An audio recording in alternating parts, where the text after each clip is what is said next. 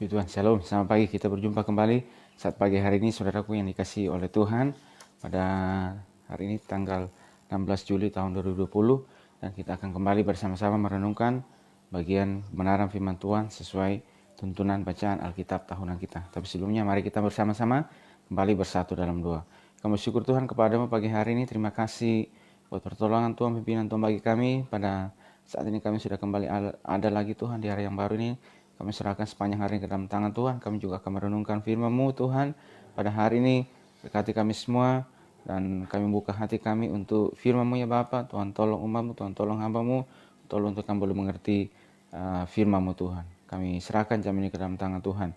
Di dalam nama Tuhan Yesus Kristus kami bersyukur dan berdoa kepada Bapa surga. Haleluya. Amin. Puji Tuhan, saudaraku yang dikasihi oleh Tuhan, pada hari ini hari Kamis 16 Juli tahun 2020, maka kita sudah sampai perenungan firman Tuhan. Kita sudah sampai pada kitab Mazmur pasal 67 sampai yang ke 69.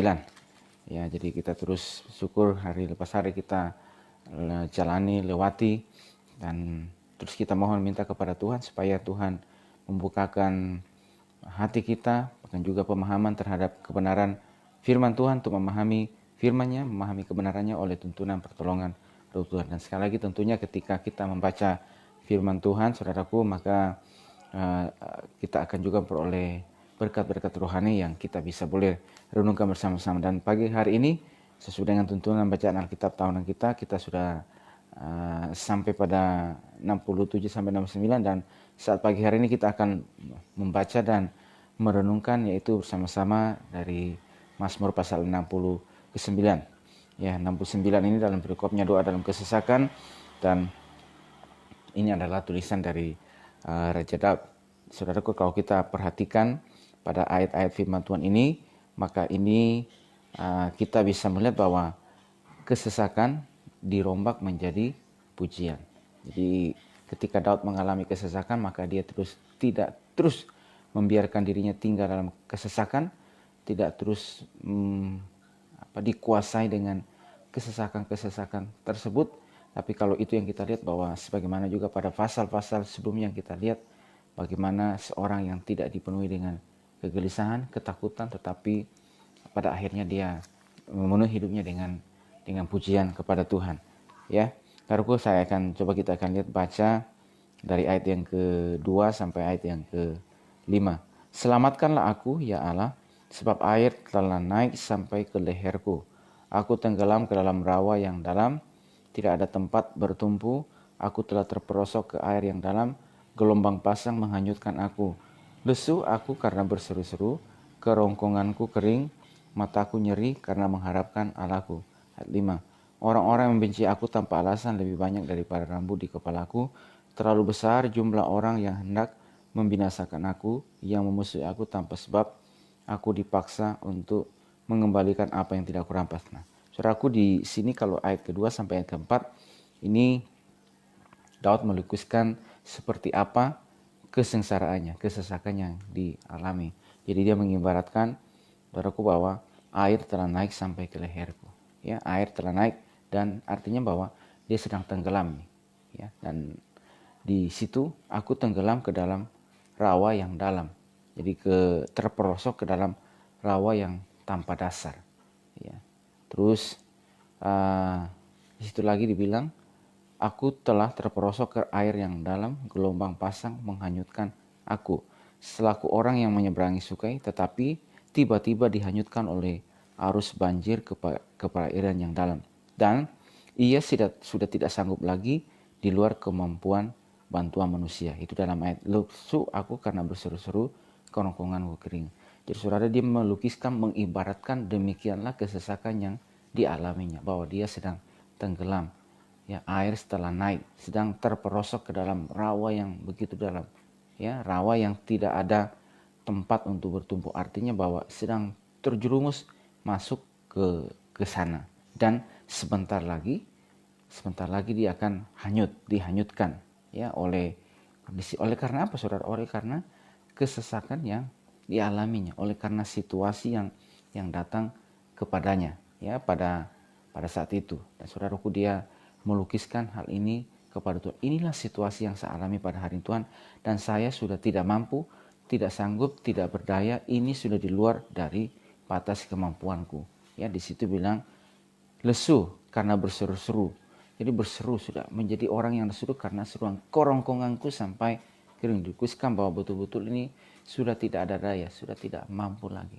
Ya, apa yang menyebabkan hal itu sampai sedemikian ya terjadi, saudaraku? Maka kalau kita perhatikan juga dalam hal yang demikian, maka di dalam ayat yang kedua, di ayat yang kedua di kalimat awalnya itu, selamatkanlah aku, ya Allah. Tuhan, tolong selamatkan aku. Hanya Engkaulah yang bisa untuk memberikan keselamatan, menyelamatkan, menarik aku supaya saya tidak terjerumus, tidak terperosok, tidak dihanyutkan oleh situasi yang ada ini.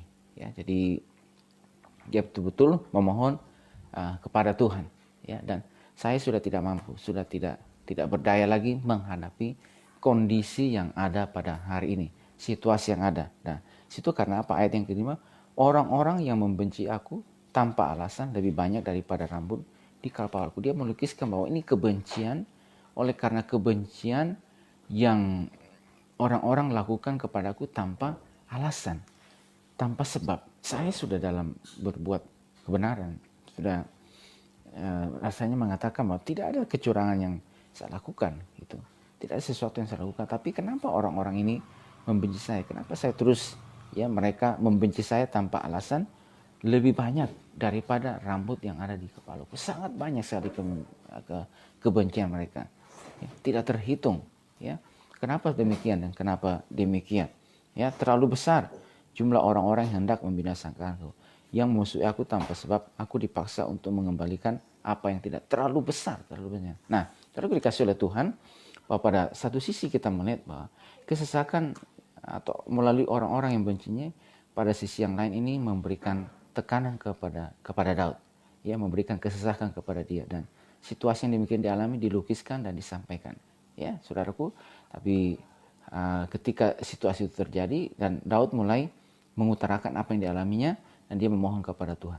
Tapi pada sisi yang lainnya juga, saudaraku, kalau kita juga terus membaca ini, melihat ini, maka saudaraku bahwa dari titik ini Daud sekarang izinkan oleh Tuhan untuk mengalami sebuah pengalaman, ya, pengalaman rohani, bahwa sekalipun dalam kondisi yang demikian, orang membenci tanpa alasan, sudah dia dalam kebenaran, dia berjalan sesuai dengan firman Tuhan, tetapi orang-orang mengikhtiarkan yang tidak baik, membencinya tanpa alasan.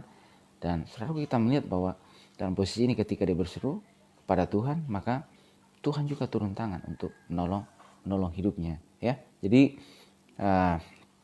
ketika dalam posisi ini, mari coba kita terus lihat dan perhatikan apa yang dilakukannya. Tadi kita lihat bahwa di dalam ayat yang kedua dimulai, ia selamatkanlah aku, ya Allah, ya.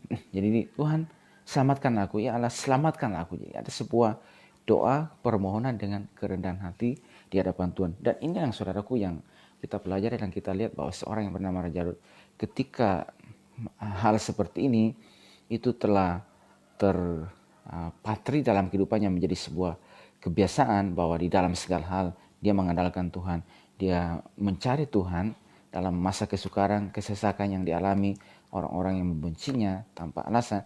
Dan ketika, saudaraku, sampai kepada titik juga dia menjadi seorang raja, saudaraku, raja yang besar, yang memiliki prajurit yang banyak dan juga tentara yang kuat, yang punya pengalaman dalam peperangan.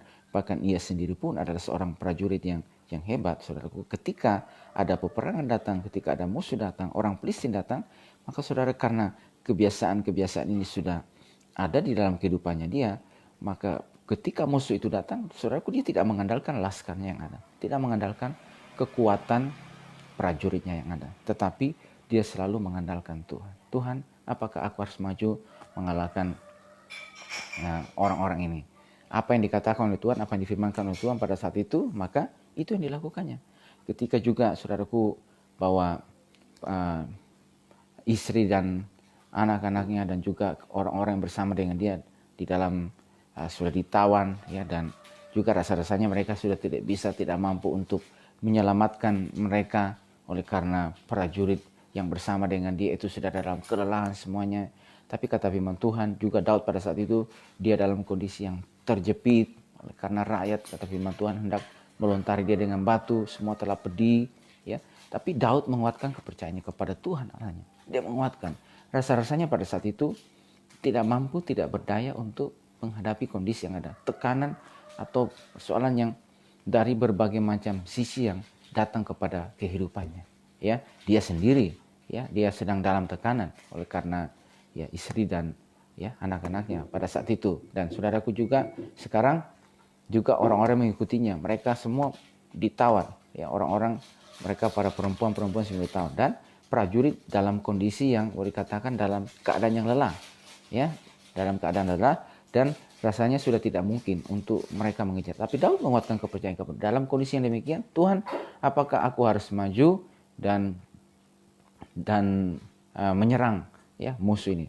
Tuhan berfirman kepadanya, majulah. Dan saudaraku, dengan kekuatan apa yang ada, maka ketika mereka berjalan, akhirnya kurang lebih sekitar 200 orang yang terlalu lelah itu untuk menyeberangi sungai, mereka tinggal. Dan hanya dengan kekuatan yang serba terbatas, ya, dengan prajurit yang apa adanya, mereka pergi. Dan saudaraku, kata firman Tuhan, mereka dapat mengalahkan musuh-musuh tersebut dan membebaskan semua tawanan yang dibawa oleh mereka. Nah, kalau dikasih oleh Tuhan dari pengalaman, dari banyak pengalaman selama berapa waktu, berapa tahun dia dalam kesakan dan dia mengenalkan Tuhan. Ketika dia juga menjadi seorang raja yang besar, raja yang punya kekuatan yang besar, yang mencapai, saudaraku, di situ kemanapun dia pergi dan ada penundukan terhadap musuh-musuh di sekitarnya, saudaraku, maka kita perhatikan bahwa dia adalah seorang yang tetap hidup dalam kerendahan hati kepada Tuhan. Ketika ada teguran Nabi Nathan datang kepada dia oleh karena dosa yang dilakukannya, dia merendahkan diri di hadapan Tuhan. Kenapa, saudaraku? Karena Tuhan telah melatih dia, ya, dalam masa perjalanan hidup yang dialami untuk tetap hidup dalam mengerti apapun yang dialami, kesakan yang dialami, dia datang dan mencari Tuhan. Nah, saudaraku, kita tahu bahwa pada titik juga setiap apa juga yang kita alami pada hari ini, saudaraku, yang dikasih oleh Tuhan, maka kita yakinlah kita bahwa ada satu nilai yang Tuhan sedang ingin ajarkan bagi saya dan saudara. Nilai untuk penundukan diri, nilai untuk tidak mengandalkan kekuatan kita, kepintaran kita, bahkan nilai juga untuk tidak berharap kepada manusia, tetapi bergantung sepenuhnya kepada Tuhan, bahwa hanya Dialah yang sanggup untuk menolong hidup kita. Mempercayakan seluruh semuanya ke dalam tangan Tuhan, Dia yang sanggup untuk menolong, buka jalan bagi kehidupan kita. Saudaraku, ini yang kita lihat misalnya dampaknya, akibat daripada yang dialami. Ya, di situ ayat 9 sampai 13, aku telah menjadi orang luar bagi saudaraku, orang asing bagi anak-anak ibuku. Ya, jadi permusuhan dari keluarganya sendiri. Di dalam ayat ke-13, aku menjadi buah bibir orang-orang yang duduk di pintu gerbang, dengan kecapi peminum-peminum menyanyi tentang aku. Jadi orang-orang yang duduk pintu gerbang ini adalah tua-tua, masyarakat mengejeknya. Demikian pula kaum peminum, mereka mengejek. Ya, jadi ini yang dialami. Mereka menjadi dari keluarganya itu ada permusuhan, dan dari tua-tua masyarakat juga mengejeknya. Nah, dalam apa begini, saudaraku, sikapnya, ya, sikapnya itu di dalam ayat 14 sampai ke 19 itu adalah sebuah doa dan permohonan pada waktu engkau berkenan. Jadi dia pada kondisi yang tersebut, saudaraku, maka dia mencari kepada Tuhan supaya Tuhan yang membenarkan dia. Lepaskanlah aku dari dalam lumpur, supaya jangan aku tenggelam. Biarlah aku dilepaskan dari orang-orang yang membenci aku dan dari air yang dalam. Tuhan, lepaskanlah, hanya Engkau yang bisa untuk menolong dan melepaskan aku. Janganlah gelombang air menghanyutkan aku, atau tubir menelan aku, atau sumur menutup mulutnya di atasku. Jawablah aku, ya Tuhan, sebab kasih setiamu baik, berpalinglah kepadaku menurut rahmat-Mu yang besar. Janganlah sembunyikan wajah-Mu kepada hamba-Mu, sebab aku tersesat, segeralah menolong aku. Datanglah kepadaku. Jadi ada sebuah permohonan, ada sebuah demikian, saudaraku, mencari pertolongan, mencari pembelaan Tuhan. Dan dia datang dengan sebuah doa dengan kesungguhan kepada Tuhan. Tuhan, inilah kondisi yang saya alami. Inilah saya sudah di luar batas kemampuan saya. Dan ketika kebencian yang dialaminya oleh karena orang-orang bencinya tanpa alasan, dan ada dampak juga yang dialami bahwa dia menjadi orang asing bagi saudaranya, dan juga tua-tua masyarakat saat itu, saudaraku, tua-tua juga masyarakat mengejeknya, ya. Dan saudaraku, kalau kita perhatikan berikutnya dalam sikapnya itu, maka sekarang juga ada sebuah penyataan iman. Penyataan iman itu kita bisa lihat dari ayat 31 sampai ayat yang ke-37. Aku akan muji-muji nama Allah dengan nyanyian, mengagungkan Dia dengan nyanyian syukur. Jadi di tengah-tengah kesesakan itu dia akan tetap memuji Tuhan. Ya, jadi ini yang kita katakan bahwa tidak membiarkan dirinya dikuasai dengan tekanan. Ya, tadi dia memberitahukan kepada Tuhan apa kondisi yang dialaminya, apa situasi yang dialaminya, kesesakan bahwa sampai sudah tidak berdaya. Tetapi dalam ketidakberdayaan itu tidak membatasi dia untuk memberikan pujian, nyanyian kepada Tuhan, mengutarakan semua pernyataannya. Pada waktu dia menyanyikan kepada Tuhan, beban tetap ada, masalah tetap ada, pergumulan masih ada, tetapi dengan dia menyanyi itu artinya bahwa dia mengetahui bahwa Tuhan sanggup. Atau artinya juga tidak membiarkan dirinya itu dikuasai dengan tekanan-tekanan ini. Dan itu yang sudah kita lihat bahwa manakala dalam tekanan, dalam persoalan yang ada ini, saudaraku sangat penting juga bahwa apa yang kita isi kehidupan kita, bagaimana kita mengisi pikiran kita, hati kita itu dengan apa kita mengisinya sangat penting. Kalau kita membiarkan diri kita untuk terus ditekan oleh persoalan, oleh pergumulan, maka itu akan dapat memberikan dampak secara kepada kesehatan kita, ya, kekuatan secara fisik kita, bahkan juga dapat mempengaruhi imun kita secara rohani. Ya, kalau kita membiarkan diri kita terus dikuasai dengan tekanan. Tetapi ketika kita mengisi kehidupan kita dengan pujian, dengan nyanyian syukur kepada Tuhan, maka saudara ini akan berdampak kepada ini bahwa sebagaimana kata Tuhan juga bahwa hati yang gembira adalah obat yang manjur. Ya, tapi semangat yang patah menyegarkan tulang. Jadi salah satu kunci untuk kita boleh mengalami kemenangan supaya kita terus tidak tinggal dalam keadaan-keadaan yang tertekan oleh karena masalah, saudara. Jangan biarkan dirimu dikuasai oleh tekanan. Tekanan pasti ada, iya.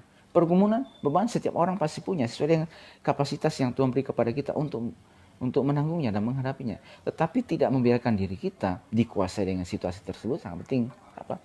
Tuhan punya kasih kemampuan kepada kita. Ada roh Tuhan yang Tuhan beri kepada kita. Ada firman-Nya. Dan saudaraku, ada firman-Nya ini, maka kita belajar seperti yang Daud lakukan, yang Daud kerjakan. Dalam posisi yang demikian, dia membawa hidupnya untuk menyanyi Tuhan. Kesesakannya dirombak menjadi pujian. Nah, saudaraku, itu yang kita lihat bahwa dari Mazmur ini kita mempelajari ada begitu banyak lagu-lagu yang dilakukan, ya kepada Tuhan. Ya, disampaikan dengan pujian kepada Tuhan dengan sebuah pernyataan iman. Dan dengan sebuah pernyataan iman itu, saudaraku, maka itu akan memberikan kelegaan di dalam pengalaman kita sebagai orang percaya. Dan pengalaman kami juga sebagai orang percaya, ketika misalnya ada tekanan, ada beban, tapi ketika kita mulai menyanyikan pujian syukur kepada Tuhan, itu rasanya kita mengalami kelegaan. Pada waktu kita menyanyikan, saudaraku, persoalan masih ada, itu masih ada, beban masih ada, tetapi ada sebuah kelegaan, ada sebuah ketenangan, ya, yang kita boleh rasakan. Dan dengan ketenangan itu, saudaraku, itu membuat kita untuk tidak tinggal dalam kondisi-kondisi yang demikian, tidak tinggal dalam kondisi yang tekanan, tidak tinggal dalam kondisi yang beban. Untuk kita, saudaraku, melihat jauh ke depan bahwa sekalipun ada beban yang Tuhan izinkan, satu sisi kita belajar ada pengalaman rohaninya, ya, yang kita bisa pelajari. Tapi saudaraku juga mengajarkan kita pada hal yang lainnya, kita tidak membiarkan diri kita tinggal dalam keadaan itu, supaya kita terus melihat juga bahwa masih ada rencana Tuhan yang harus kita kerjakan. Masih ada tugas dan tanggung jawab yang harus kita lakukan melalui kehidupan kita. Yaitu tugas sesuai dengan tanggung jawab di posisi kita masing-masing. Ya, apa tanggung jawab kita? Entahkah dalam bidang pendidikan, dalam bidang kerohanian, ya, dalam bidang pemerintahan, dalam bidang ekonomi, ya, dan juga di mana saja kita berada. Bahwa di situ masih tetap kita harus mengerjakan tugas kita. Kita mengerjakan tugas kita melalui kehidupan kita. Nama Tuhan harus ditinggikan, dipermuliakan. Walaupun saya katakan bahwa ketika Tuhan membawa kita kuat pada salah satu pintu gerbang kota, kita bukan menjadi seperti orang-orang yang Daud katakan posisinya bahwa dia menjadi buah bibir orang-orang yang duduk pintu gerbang. Orang-orang yang duduk pintu gerbang pada hari itu adalah orang-orang yang punya pengaruh, orang-orang yang kuat di kota mereka tersebut, sehingga mereka duduk untuk memikirkan kesejahteraan kota, untuk memikirkan bagaimana supaya kota di dalam dan warganya mengalami kesejahteraan. Dan mereka adalah orang-orang yang berpengaruh, seperti misalnya ketika Nabi Samuel datang ke Bethlehem, maka saudaraku, ia disambut oleh tua-tua di kota itu. Tua-tua di kota itu adalah salah satu Isai, ayah Daud, yang menyambutnya, ya, yang menyambut. Ini adalah orang-orang yang punya pengaruh, orang-orang yang dikatakan sebagai tokoh di tengah masyarakat. Karena mereka punya sesuatu. Dan saudaraku dikasih oleh Tuhan, ketika Tuhan membawa kita juga untuk duduk bersama-sama di pintu gerbang yang Tuhan bawa sebelum kita, kita juga boleh memikirkan bagaimana kesejahteraan, bagaimana tugas yang Tuhan beri taruh kepada saya. Memang saudaraku pada saat kita ada situ, mungkin ada kesesakan yang kita alami, ada situasi yang kita alami. Tetapi tidak membiarkan kita dihanyutkan oleh kesesakan itu sangat penting karena kita tahu ada Tuhan yang akan terus menolong kehidupan kita. Kita boleh datang berseru dan berikutnya saudaraku di dalam seruan kita kepada Tuhan, saudaraku ada nyanyian syukur kepada Tuhan. Aku akan muji nama Allah dengan nyanyian, mengagungkan Dia dengan nyanyian syukur. Ya, sebab Tuhan mendengarkan orang miskin dan tidak memandang orang-orangnya dalam tahanan. Biarlah langit dan bumi memuji-muji Dia, lautan dan segala yang bergerak di dalamnya. Ya. Ayat 37, anak cucu hamba-hambanya akan mewarisinya dan orang-orang yang mencintai namanya akan diam di situ. Saudara, ini sebuah pernyataan iman dan dia mulai lakukan kepada Tuhan. Tuhan, aku percaya. Ya, situasi ini boleh ada, tekanan ini boleh ada. Saya rasanya sudah tidak mampu, tetapi itu di dalam ketidakmampuan saya tidak akan membatasi kerja Tuhan, kuasa Tuhan yang untuk berkarya dan kehidupan saya. Karena itu saya mau menyanyikan pujian kepada Tuhan. Saudaraku dikasih oleh Tuhan pada pagi hari ini, apapun situasi yang saudaraku alami, kita bergumul, ada beban, ada tantangan, ada perjuangan, ada tugas yang harus kita kerjakan. Saudaraku, dan ketika dalam situasi tersebut, saudara diizinkan mengalami situasi yang demikian, yang seperti dialami oleh Raja Daud ini. Orang-orang yang benci tanpa alasan, ya, orang-orang yang lebih banyak pada rambut di kepala saudaraku. Seolah-olah bahwa persoalan ini, orang-orang ini ingin menghalangi gerak langkah dia untuk tinggal dalam keadaan itu dan tidak melihat lagi rencana Tuhan yang lebih besar, ya, melalui hidupnya. Kita tahu bahwa setiap kita, hidupan kita ada rencana Tuhan, ada maksud Tuhan. Tapi ketika persoalan, salah satu cara untuk menghentikan gerak langkah kita adalah dengan apa? Dengan adanya beban ini. Ya, nah, saudaraku, beban bagaimana kita melihatnya itu sangat penting. Ketika kita melihat beban itu sebagai sesuatu yang membebani, saudaraku, dan kita tinggal dalam keadaan yang terbeban, maka kita menjadi orang yang tertekan dan saudaraku kita tidak akan pernah melihat bagaimana kebesaran Tuhan. Tetapi kalau ada beban dan kita tidak membiarkan diri kita untuk terbeban dan dibebani dan tidak membatasi karya Tuhan melalui kehidupan kita, tapi justru kita mengambil suatu langkah yang benar, ya, kita datang mohon kepada Tuhan dan juga mengisi kehidupan kita dengan pujian dan penyembahan kepada Tuhan. Kita akan melihat bahwa hidupmu itu sekalipun ada beban, ada tantangan, tapi juga pada saatnya bersama juga melihat masih ada dan harus saya mengerjakan pekerjaan Tuhan yang besar melalui hidup saya. Siap tugas dan tanggung jawab yang Tuhan berikan kepada saya. Saudara, aku dikasih oleh Tuhan, kita percaya pada pagi hari ini doa kita, doa saya, doa kita semuanya, Tuhan akan terus menolong setiap kehidupan kita, setiap langkah saudara.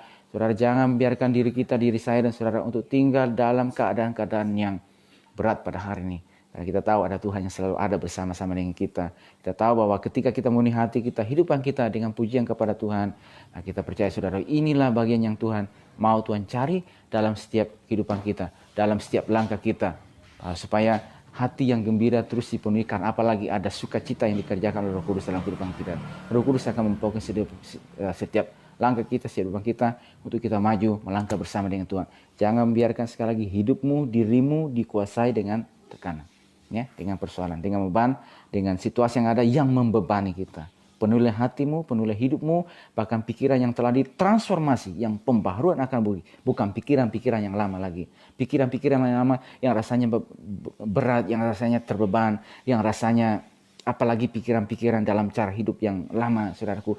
Kita yang telah ditransformasi, yang telah diubahkan oleh Tuhan, ditransformasi oleh pembaharuan budi ini yang dikerjakan oleh Kudus, maka dengan pikiran itu kita mulai pikirkan perkara-perkara Tuhan, perkara-perkara ini, bahkan membiarkan hidup ini dikuasai dengan pujian kepada Tuhan. Kesesakan kita dirubah menjadi pujian syukur kepada Tuhan. Karena kita tahu apa? Ada Tuhan yang selalu ada bersama-sama dengan kita. Puji Tuhan. Tuhan berkati hidup kita pada hari ini. Doa saya, doa kita semuanya. Oleh pertolongan Tuhan terus memberikan kemampuan kepada kita. Ada iman yang terus kuat, teguh, kokoh kepada Tuhan. Dan dengan iman yang teguh, yang kuat kokoh kepada Tuhan, kita akan terus berjalan. Tuhan, ada beban datang, ada pikulan datang, ada tanggung jawab. Ada ini semuanya yang Tuhan izinkan kami alami. Tapi beban ini tidak akan membebani saya untuk melangkah maju. Tetapi beban ini akan terus kami pikul karena kami tahu ada Tuhan yang senantiasa menolong kehidupan kita. Puji Tuhan, Tuhan berkati setiap kita pada pagi hari ini. Mari kita berdoa. Kami syukur Tuhan kepada pagi hari ini. Terima kasih buat hari ini. Terima kasih pertolongan-Mu, terima kasih firman-Mu ya Tuhan, yang kami bisa renungkan bersama-sama ya Tuhan. Kami percaya Tuhan, dalam seluruh langkah kami Tuhan, Engkau akan terus menolong kami. Tuhan, izinkan ada beban, ada pikulan, ada sesuatu yang kami alami ya Tuhan. Tapi beban apapun Tuhan, persoalan apapun Tuhan, kami berdoa itu tidak akan membebani setiap umat Tuhan untuk melangkah maju di dalam pimpinan dan pertolongan Tuhan. Tidak akan biarkan diri kami dikuasai dengan tekanan, tidak akan biarkan diri kami ya Tuhan dikuasai dengan situasi yang ada, tetapi justru memenuhi hati kami, hidupan kami, pikiran kami dengan pujian dan penyembahan kepada Tuhan. Karena kami tahu ya Tuhan, Engkaulah Tuhan yang mampu dan sanggup akan terus menolong kami Tuhan. Sehingga kami akan terus mengalami pengalaman rohani bersama dengan Tuhan. Tolong seluruh umat-Mu. Tuhan, tolong setiap langkah kami Tuhan. Tolong setiap apa aktivitas mereka hadapi. Sehingga bersukacita senantiasa ya Tuhan. Di dalam segala hal ya Bapa. Dan hati kami terus dipenuhi dengan kegembiraan oleh Roh Kudus yang mengerjakan di dalam kehidupan kami. Terima kasih, kami syukur. Tuhan sudah menolong kami. Tuhan sudah menyertai kami. Tuhan sudah memimpin setiap langkah kami, setiap kehidupan kami ya Tuhan. Sehingga langkah kami disertai. Dan juga kami akan terus selalu pertolongan Tuhan menghasilkan ya Tuhan melalui hidup ini rencana Tuhan, hidup dalam rencana Tuhan, dalam pimpinan Tuhan, menghasilkan karya-karya besar melalui kehidupan kami ya Tuhan, sehingga nama Tuhan ditinggikan, dipermuliakan melalui kehidupan kami. Bersyukur Tuhan pada hari. Terima kasih firman-Mu, terima kasih waktu ini Tuhan. Berkati kami semua serta langkah kami. Di dalam nama Tuhan Yesus Kristus kami syukur dan berdoa kepada Bapa di surga. Haleluya. Amin. Puji Tuhan, Tuhan berkati semua kita pada hari ini dan shalom.